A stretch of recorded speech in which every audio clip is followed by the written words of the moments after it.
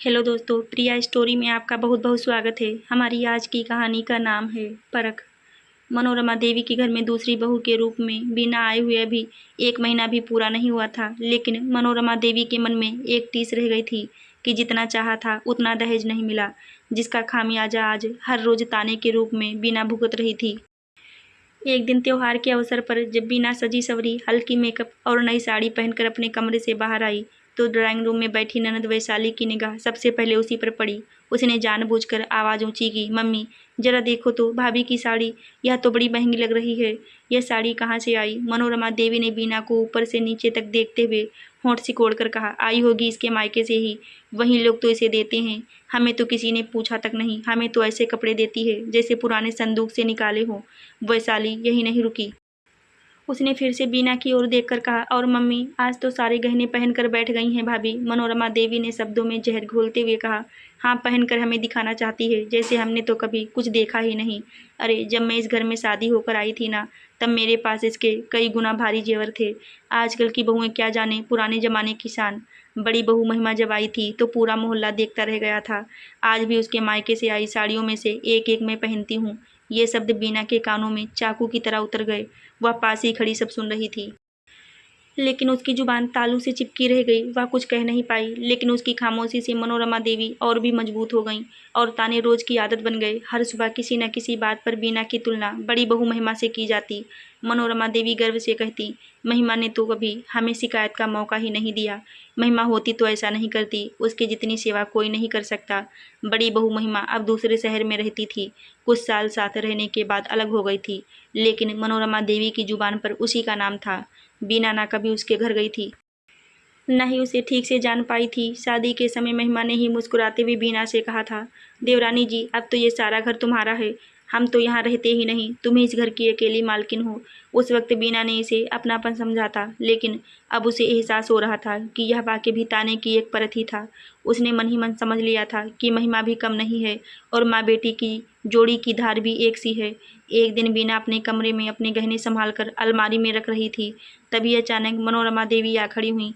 बिना भूमिका के बोली, बहू ये गहने कहाँ रख रही है? ला मुझे दे दे। बीना चौंक गई। उसने धीमी आवाज में कहा, मम्मी जी मैं समझी नहीं।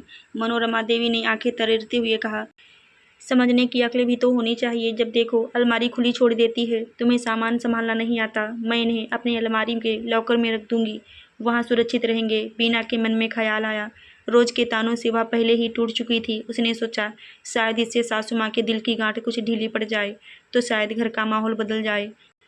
बिना बहस के उसने सारे गहने उठाकर मनोरमा देवी के हाथ में रख दिए। मनोरमा देवी ने गहने लेते हुए कहा, जब जरूरत हो तो मांग लेना, तुम्हारे ही हैं, मैं तो बस संभाल रही हूँ। या कहकर वह अपने कमरे में चली गई। पीछे से वैशाली ने मुस्कुराकर कहा, वाह मम्मी कमाल है, उनके मायके से आपके लिए कुछ आया नहीं तो आप उनके ही गहने उठा लाई। मनोरमा देवी ने नाक सिकोड़ते हुए जवाब दिया, आज तक इस घर की सारी जिम्मेदारी मैंने उठाई है, कल की आई बहू पर कैसे छोड़ दूँ सब कुछ। रोज सोने के गहने पहन पहन कर बैठ जाती थी और मेरा जी जलाती थी, अब देखती हूँ रोज कैसे पहनती है। इधर मनोरमा देवी गहनों पर कब्जा करके संतोष की सांस ले रही थी और उधर बीना यह सोचकर खुद को समझा रही थी कि उसने शायद अपने त्याग से सास के दिल में थोड़ी सी जगह बना ली होगी, लेकिन वह नहीं जानती थी कि यह जगह नहीं बल्कि मनोरमा देवी के अहंकार की जीत थी। मनोरमा देवी ने एक दिन सुबह चाय का घूंट लेते हुए अचानक कहा, छोटी बहू सुन ले, बड़ी बहू महिमा आ रही है, कुछ दिन यहीं रहेगी। उसके रहने में किसी तरह की कोई दिक्कत नहीं होनी चाहिए। यह पूरी जिम्मेदारी तेरी होगी। एक भी शिकायत मेरे कानों तक नहीं आनी चाहिए। बीना ने धीरे से सिर झुका लिया, लेकिन मनोरमा देवी यही नहीं रुकी बल्कि सख्ती से बोली, मेरे बड़े बेटे बहू मेरा बहुत ध्यान रखते हैं, हर महीने पैसे भेजते हैं, कभी कुछ कमी नहीं होने देते। यहाँ भी वही खाना बनेगा जो उन्हें पसंद है, कोई लापरवाही बर्दाश्त नहीं करूँगी। बीना का दिल बैठ सा गया। उसे अजीब लगा, क्या वह अब तक सेवा में कोई कमी छोड़ रही थी? क्या उसकी सुबह 4 बजे उठकर शुरू होने वाली मेहनत दिखाई नहीं देती थी? मनोरमा देवी का लहजा इतना सख्त था कि उसमें सवाल की गुंजाइश ही नहीं थी, सिर्फ आदेश था। जैसे ही वैशाली को पता चला कि महिमा आ रही है, वह खुशी से उछल पड़ी, आंखों में चमक लिए बोली, वाह मम्मी अब तो मेरे लिए बहुत महंगी महंगी गिफ्ट आएंगे। बड़ी भाभी जब भी आती हैं मेरे लिए कुछ खास ज़रूर लाती हैं। मनोरमा देवी ने भी गर्व से गर्दन ऊंची कर ली। अरे हाँ, तेरी बड़ी भाभी कोई कमी कहाँ करती हैं, छोटी बहू की तरह नहीं, जो बस काम करके कमरे में बंद हो जाती है। किसी के सुख दुख से कोई मतलब नहीं। साड़ियाँ भी बस अपने लिए लाई थी, जेवर भी अपने ही लिए। बड़ी बहू के मायके वालों ने तो मेरे घर के हर एक सदस्य का ख्याल किया था। ये शब्द बीना के दिल में कांटों की तरह चुभते चले गए। बीना कभी झाड़ू पोछा, कभी कमरे सजाने में, मगर उसकी मेहनत किसी को नजर नहीं आ रही थी। मनोरमा देवी और वैशाली दोनों बस गलती की फिराक में थी। जब बीना ने महिमा के कमरे में नई चादर बिछा दी तो वैशाली आते ही तंज कस बैठी। अरे भाभी, ये कौन सी चादर बिछा दी आपने? ये रंग तो बड़ी भाभी को बिल्कुल पसंद नहीं आएगा। और ये आई कहाँ से? बीना ने धीरे से कहा। दीदी, ये नई चादर है, मेरे घर से आई थी।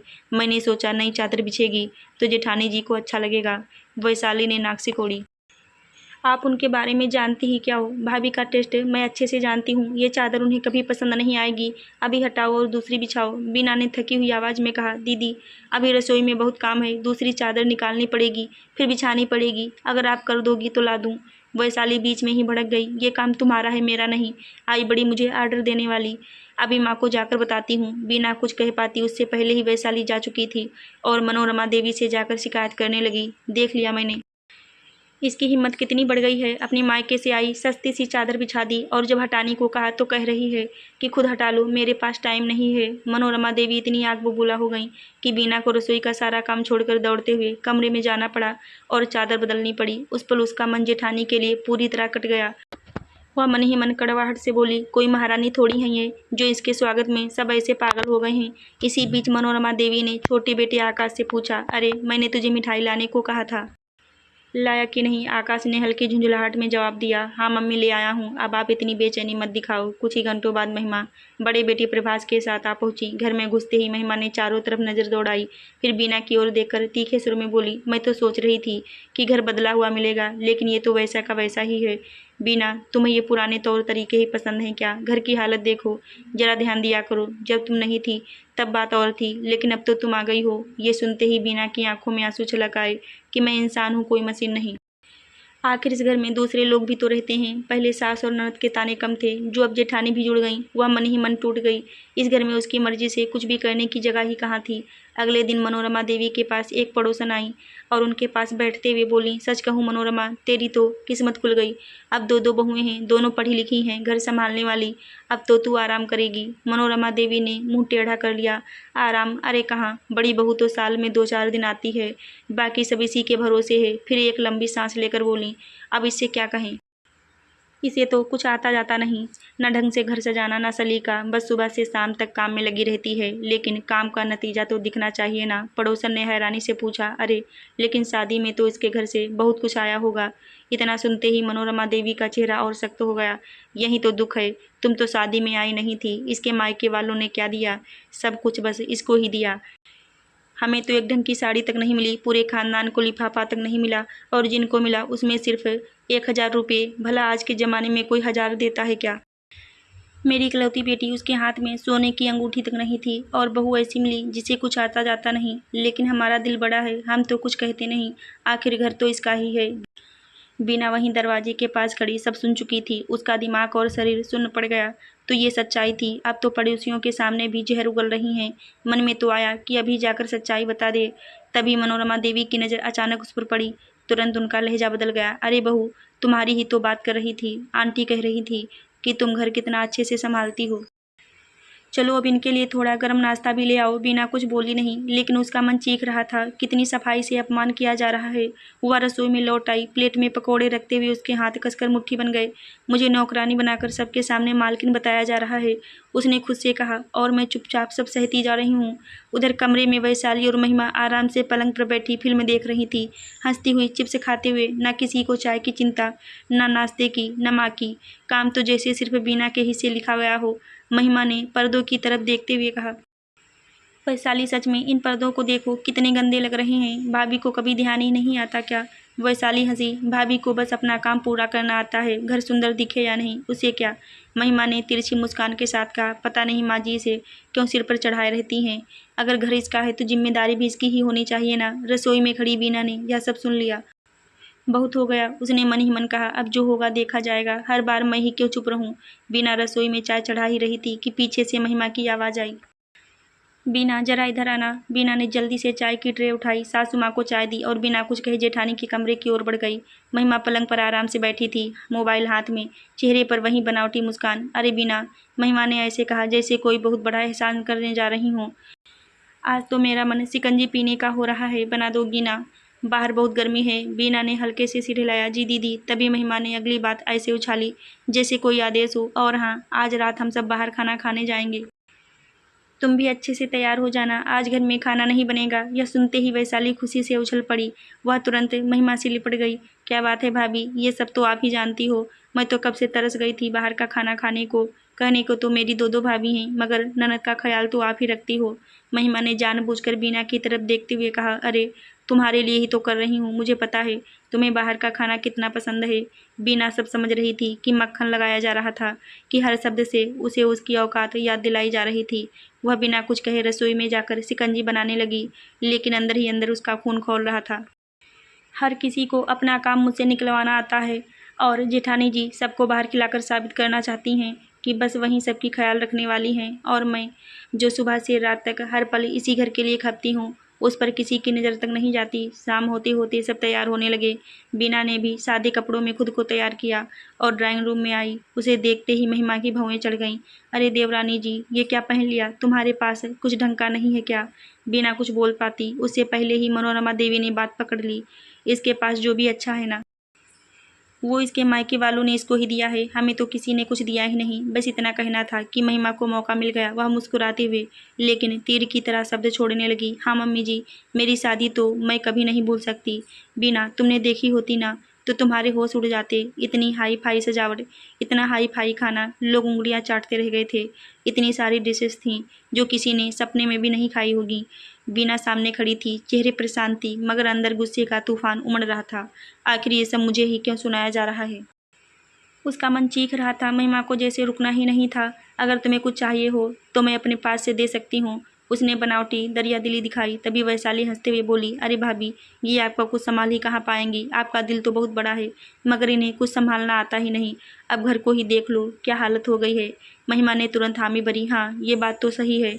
जब मैं यहाँ रहती थी ना तो घर चमकता रहता था, और यहीं बीना का सब्र टूट गया। समझ क्या रखा है आप लोगों ने मुझे?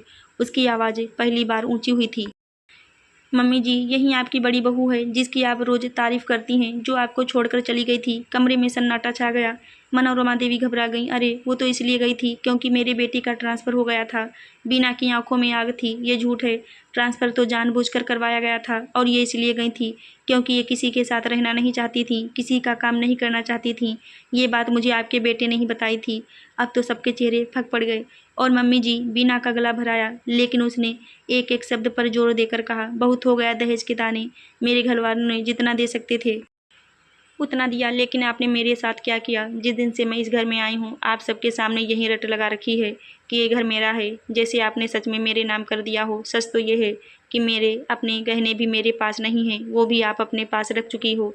मनोरमा देवी और महिमा हड़बड़ा गईं, लेकिन बीना रुकी नहीं। और आखिरी बात, अगर आपकी ये बहू इतनी ही अच्छी होती तो मेरी शादी के बाद आपको अपने साथ क्यों नहीं लेकर गई? अगर इसे आपकी सेवा करने का इतना ही शौक था तो साथ नहीं ले जाती। उसने महिमा की तरफ देखते हुए कहा, आज बाहर खाना खिलाकर कौन सा एहसान जता रही हैं आप? जब से आई हैं कमरे में बैठी हैं, वहीं से आदेश पर आदेश, कभी ये कर दो कभी वो कर दो। और मम्मी जी, आप पड़ोसियों से कहती हैं कि आपका दिल बहुत बड़ा है, आपने सब छोटी बहू को दे दिया। क्या मैं अभी जाकर सबको बता दूं कि मेरे जेवर आपने रख लिए हैं? और रोज़ मुझे दहेज के ताने सुनाए जाते हैं। इतना सुनते ही मनोरमा देवी घबरा गईं। इतनी जुबान कहाँ से चलाना सीख गई छोटी बहू? तभी पीछे से आकाश आ गया। ये सब मैंने सिखाया है, इसके मायके का नाम लेने की ज़रूरत नहीं है। बहुत हो गया बड़ी भाभी का गुणगान, साल में 2 बार आती हैं, दिखावा करती हैं और चली जाती हैं। उसकी आवाज़ में गुस्सा था, दर्द भी। माँ, यहाँ आपका सारा ख्याल मैं नहीं, मेरी शादी के बाद मेरी पत्नी रख रही है, लेकिन आपकी नज़र को वो कुछ रास नहीं आता। फिर वह वैशाली की ओर मुड़ा, और तू महंगी गिफ्ट लेकर भाभी की चापलूसी करने में पीछे नहीं रहती। ये जो छोटी भाभी सुबह से रात तक एक पैर पर खड़ी रहती है, उसकी सेवा तुझे दिखाई नहीं देती? वैशाली चुप हो गई। महिमा तिलमिला उठी। मैंने नहीं सोचा था कि तुम लोग मेरी बेइज्जती करोगे, वरना मैं यहाँ आती ही नहीं। मम्मी जी, हम लोग कल सुबह ही चले जाएंगे। तभी बीना ने झट से कहा, क्यों? मम्मी जी की सेवा नहीं करनी आपको? उन्हें साथ लेकर जाइए ना, आप तो उनकी पसंदीदा बहू हैं। यह सुनते ही महिमा और प्रभास एक दूसरे को देखते रह गए। महिमा के मुंह से शब्द नहीं निकले। वह जल्दी से कहते हुए उठी, मैं बहुत सेवा कर चुकी हूँ मम्मी की, अब तुम करो। इतना कहकर महिमा उठकर चली गई और शर्मिंदा सी आंखें लेकर मनोरमा देवी भी अपने कमरे में चली गईं। आज सारी सच्चाई आंखों के सामने थी। बड़ी बहू के एक वाक्य ने मनोरमा देवी की आंखों से पर्दे उतार दिए थे। महिमा सुबह सुबह निकल गई और मनोरमा देवी की सेवा करने के लिए रह गई थी बीना। अब जाकर बीना देवी को समझ में आया कि रोज जो साथ रहती है असली सेवा तो वही करती है। बड़ी बहू तो पीठ दिखाकर चली गई। आशा करती हूँ दोस्तों आपको हमारी कहानी ज़रूर अच्छी लगी होगी। धन्यवाद।